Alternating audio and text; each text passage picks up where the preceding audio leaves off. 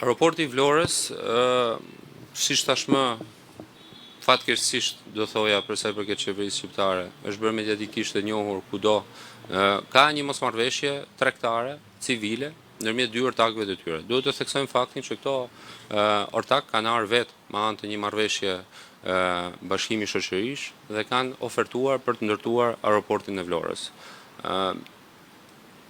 Ka një mosmarrveshje tregtare ndërmjet tyre, e cila patjetër është bërë edhe publike dhe mediatike dhe ka dhënë edhe një lloj, le themi, impakti për sa i përket optikës së dhe imazhit të këtij aeroporti. Doja të theksoja disa gjëra. E para një herë, Ministria gjatë gjithë kohës ka qenë shumë e kujdesshme në gjitha komunikimet me operatorët. Pse? Normalisht ne duam që të zbatojmë kontratën koncesionare. Megjithatë, unë i kam dërguar një shkresë së fundmi, ku i kam kërkuar në mënyrë absolute që mosmarrveshjet tregtare civile që ato kanë me njëri tjetrin nuk duhet të jenë shkak për bllokimin apo mos operimin e aeroportit Vlorës, duke i vendosur po ashtu një afat 30 ditor që të zgjidhin këtë mosmarrveshje civile që kanë me njëri tjetrin dhe duke u angazhuar edhe unë si ministër dhe si ministri që nëse kanë të nevojshme edhe të ulemi dhe të gjejmë të ndihmojmë për të gjetur një gjuhë përbashkët.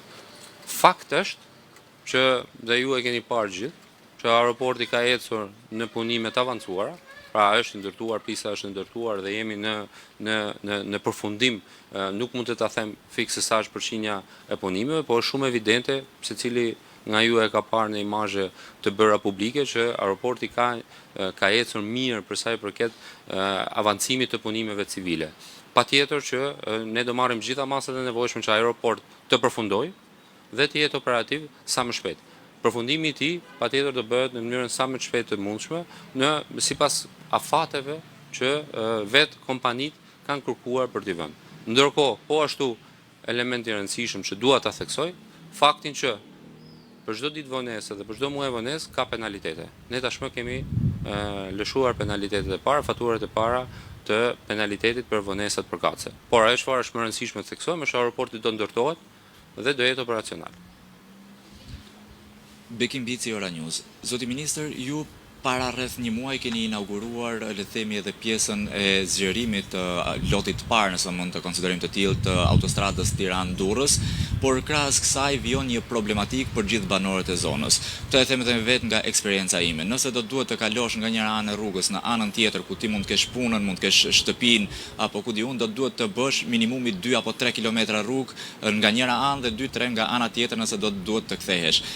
Të vetmet mbikalime janë në zonën e Domjes, Bërxullës apo dhe Kasharit, ndërkohë mbikalimet e tjera që kanë qenë deri në pjesën afër pranë Casa Italias janë larguar. A kanë në plan për të rikthyer këto mbikalime për të ardhur në ndihmë edhe banorëve, pasi vlen të theksohet që ndoshta këtu edhe për shkak të mungesës së përgjegjësisë së tyre ka ndodhur një sër aksidentesh pasi kanë tentuar të kalojnë në autostradë për t'i rënë shkurt, le të themi, për të shkuar tek familja e tyre, shtëpia e tyre apo në bizneset apo punët që ato kanë.